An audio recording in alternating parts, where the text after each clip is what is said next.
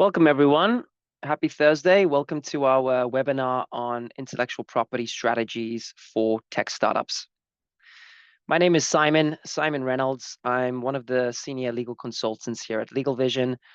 We're very lucky to be joined by my colleague, Sahil Verma. He's actually one of our practice leaders. Sahil leads the trademarks and intellectual property team here at LegalVision. Cool. So just a couple of quick things before we get started, just a couple of housekeeping items. First and foremost, you will receive a recording and slides of this webinar in your email once we wrap up. Please take some time to submit your questions in the question and answer box. We'll try our best to answer any questions at the end of this webinar. And thirdly, just please take some time to complete the feedback survey. It takes literally a couple of minutes. We're always trying to improve our webinars as time goes on. So any feedback is really appreciated. Cool. So viewing our webinar, you are eligible to receive a complimentary consultation with LegalVision, just so we can specifically discuss how we can help your business and what your legal requirements are moving forward.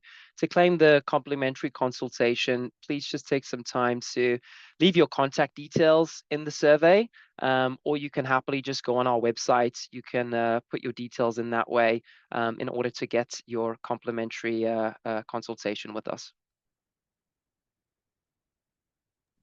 Awesome. I'm just going to pass over to Sahil. He's just going to take us through our agenda for today. Brilliant. Thanks, Simon. Okay, so let's get started. Today we will be discussing establishing a brand for scale, including identifying market gaps, creating distinctive branding, and monopolizing your brand identity, navigating trade secrecy through strategic patent decisions, and balancing innovation promotion with confidentiality, IP ownership essentials, including establishing, safeguarding, and retaining rights through proper agreements, and preparing for due diligence by building an IP portfolio that attracts and satisfies investor scrutiny. Now, when establishing a competitive and secure brand, the first thing you'll need to do is know your competitive landscape, and you can achieve this by conducting market research. Now, you should assess if your field of interest is congested, whether your idea is overdone, what the market is missing, and if there are any common and repetitive themes. Identifying any gaps in the market can set your business and brand up for heightened success, as your brand will stand out from the rest. Now, your research should identify underserved segments to pinpoint where existing brands fail to meet consumer needs or where emerging opportunities exist. These opportunities can be related to technology, price, geographical gaps, demographics, or distribution channels. Basically, seize that opportunity. The next thing you'll need to do is develop a unique value proposition that clearly differentiates your brand from the market. Now, ensure that your brand is distinctive, in that it doesn't describe what you sell and it's easily recognizable should consumers need to find you again. And you should also ensure that your branding is consistent, both visually and verbally, across all platforms. Brand unification can be achieved by having all of your platforms like social media and e-commerce, your marketing materials, your website domain, your company name, and your trademark, all consistent and all identical. Having rigorous brand guidelines and training programs can also help so that your employees, your partners, and your stakeholders understand and consistently represent your brand and your brand identity in all communications. Next thing we want to think about is monopolizing brand identity. So once you've established a distinctive brand, you will need to then protect the brand with comprehensive and extensive trademark registration. Now, it's important to understand that you already have a trademark when you create a brand, but that it's an unregistered trademark until you register it with a trademark office. Unregistered trademarks can still provide you with some rights in certain countries, but these rights are often weak, difficult to enforce, and secondary to registered rights. Before you launch, you should ideally have registrations or at the very least applications in place across all relevant goods and services classes and for all relevant brand signs that you use, like your name, your logo, your slogan, and anything else that you use to identify your business in the marketplace. Further, Consider extending your protection to countries in which you intend to trade so that your brand is consistent in all jurisdictions. When trademark registration has been secured, you will need to then monitor and enforce your trademark rights proactively to ensure that the brand isn't vulnerable to dilution or uncontrollable replication. Have systems in place to routinely detect potential infringement, counterfeit products, or confusingly similar marks, and take swift action to protect your brand exclusivity. If you do have expansion plans, develop brand extensions strategically and expand into related product or service categories while maintaining that brand coherence. Ideally, know of your expansion plans when initially filing for trademark registration so that additional applications aren't required. Now, protecting your brand is just the first step. You'll need to then build a strong online presence and portfolio by securing all relevant domain names, social media handles, and digital assets to prevent competitors and cyber squatters from diluting your brand online. Basically, ensure that any and all consumers are arriving at your business, not on others, as you scale your brand online effectively. Now that we've discussed how to effectively establish and protect your brand, we'll now look at other types of IP protection. So whilst trademark registration is a key aspect of your IP protection, it's limited to branding and it doesn't protect innovation or information. So if your startup focuses on innovation, you'll need to assess whether your innovations are better protected through patent registration or trade secrets. Patents are a formal legal right granting exclusivity over an invention or innovation and are primarily concerned with functional aspects of new technology. However, patent applications involve revealing certain core aspects of your technology to the wider public, which can sometimes result in competitors harnessing those core aspects to replicate or improve the original product. As such, as a founder, you'll need to consider the enforcement landscape in your industry and evaluate whether patent litigation is common and successful in your sector, and whether the costs and time involved justify patent protection over maintaining trade secrets. Trade secrets are essentially confidential aspects of your technology or business that are better protected through legal agreements and internal restrictions on company know-how. Generally speaking, you should choose patent protection for innovations that provide decades of commercial value, but maintain trade secrets for processes that could provide an indefinite competitive advantage if kept confidential. However, if you need protection in multiple jurisdictions, know that trade secrets may be more difficult to maintain across different legal systems and business cultures. If you choose to file patent applications, time your applications strategically with product launch and ensure that patent applications are filed before any public disclosure. Trademark and patent registrations are often preferred methods of protection in an IP landscape as they clearly cement ownership, a consideration that becomes a lot more of a focus for IP rights that aren't generally subject to registration, like copyright, trade secrets, know-how, and goodwill. Now, in these instances, as an owner, you should meticulously document the dates, development timelines, contributor roles, and decision-making processes that led to the invention and creation of your IP and business processes. In legal proceedings that consider unregistered IP rights, this documented evidence can make or break judgments relating to ownership. If you have employees or external contractors, ensure that you have comprehensive agreements in place so that all intellectual property rights generated under a company's control transfer to the company upon completion. If you intend to work on a project collaboratively with other owners, it's imperative that agreements such as joint venture agreements or partnership agreements are established and structured in such a manner that clearly define IP ownership, licensing rights, commercialization responsibilities, and future control. Unfortunately, in many scenarios, tech startups may not have the funds to put these contracts into place, or often these contracts are overlooked in the pursuit of quick outcomes or maintaining friendships in the or handshake agreements, resulting in uncoverable loss both for IP rights and potential revenue. Okay, So now that we've discussed strategies relating to safeguarding of your registered and unregistered IP rights, we'll now turn our attention to attracting investment from an IP perspective.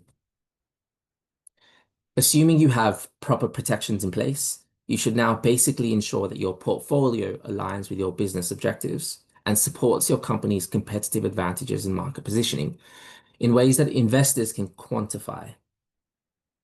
Creating a portfolio or inventory is the first step, as there should be a central database that documents all patents, trademarks, copyrights, trade secrets, domain names, and other intellectual property assets with clear ownership chains, registration status, and how this IP is being or intends to be commercialized by the company. But naturally, investors are keen to understand value. So you should be developing metrics to demonstrate IP portfolio value and quantifiable measures of how your IP contributes to market share, how it will overwhelm competition, and how it will generate revenue for the investor. A lot of this will tie back to market research you conducted when establishing your brand. Your business should also be structured in such a way that your IP rights are comprehensively shielded from legal or financial liability. Often, tech startups will opt for a dual company structure or a trust structure to ensure that these assets are invulnerable to seizure. In investment conversations, you should also develop compelling explanations of how each major IP asset translates into business value, competitive protection, and future revenue opportunities. This can be done by showcasing current licensing arrangements with third parties or by demonstrating freedom to operate, i.e. that you've conducted thorough searches of the marketplace and the patent and trademark registers to show that your business operations do not infringe on any third-party rights. If you're experiencing issues with IP rights, address those potential IP risks proactively by identifying and documenting responses to any IP challenges, such as pending opposition proceedings, freedom to operate concerns, or disputes with former employees or partners.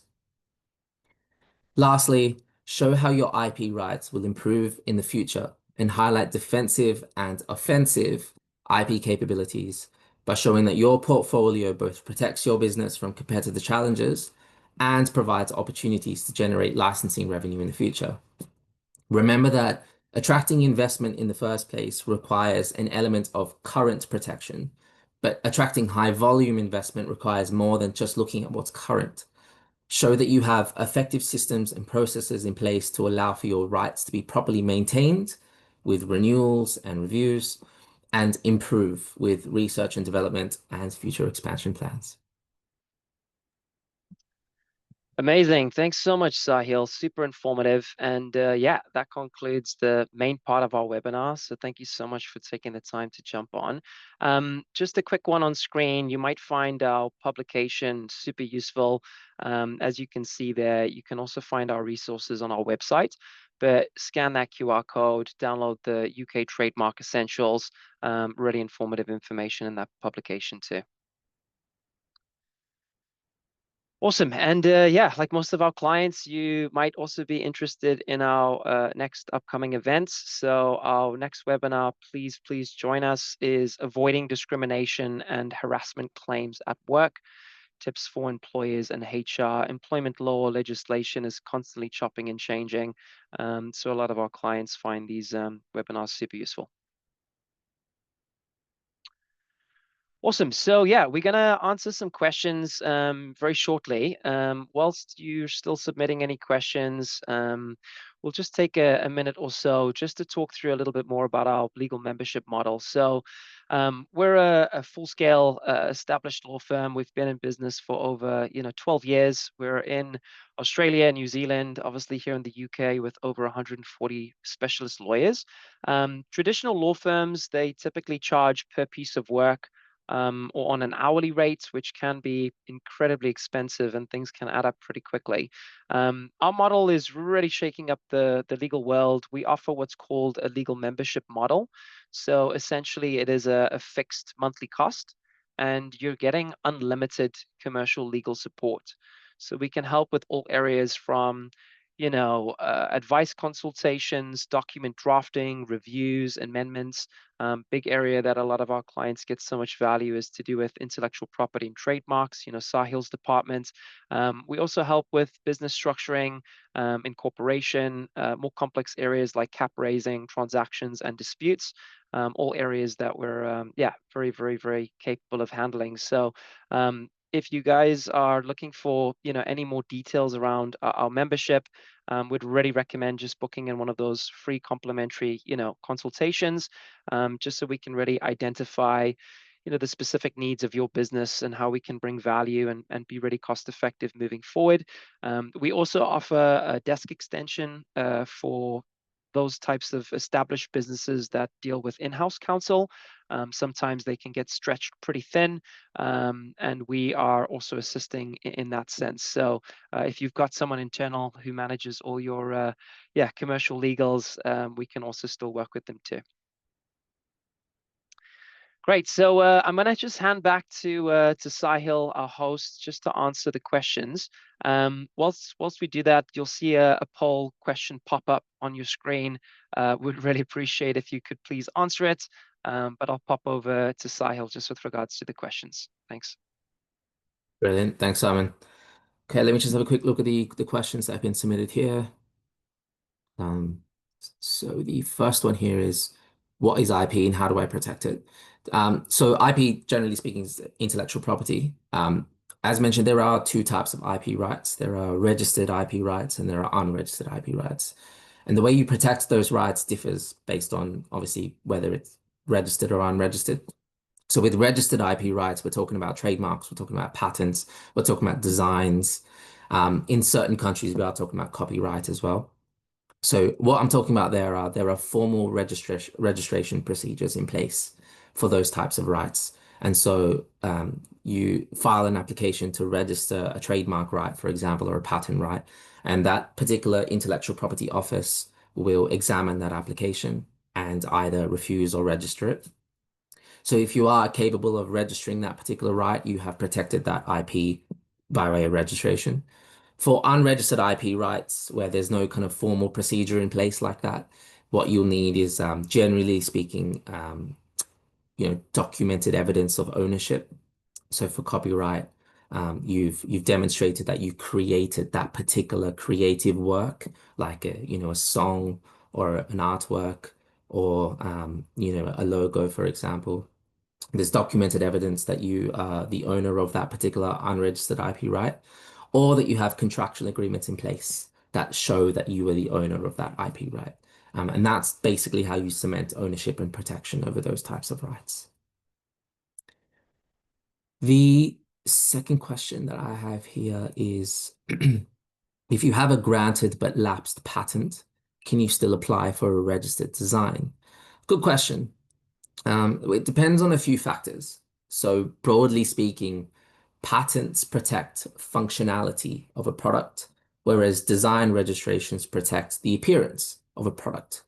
So as an example, if I have a chair, the patent will protect how the chair functions, whereas a design registration will protect how the chair looks.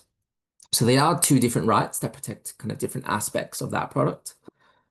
In order for a design to be granted, it needs to meet the novelty test. That basically means that it's new and it hasn't been publicly revealed. So if you had a granted patent, it's likely that you may have disclosed that product publicly in order to achieve that grant, which may have an impact on the novelty aspect of your design.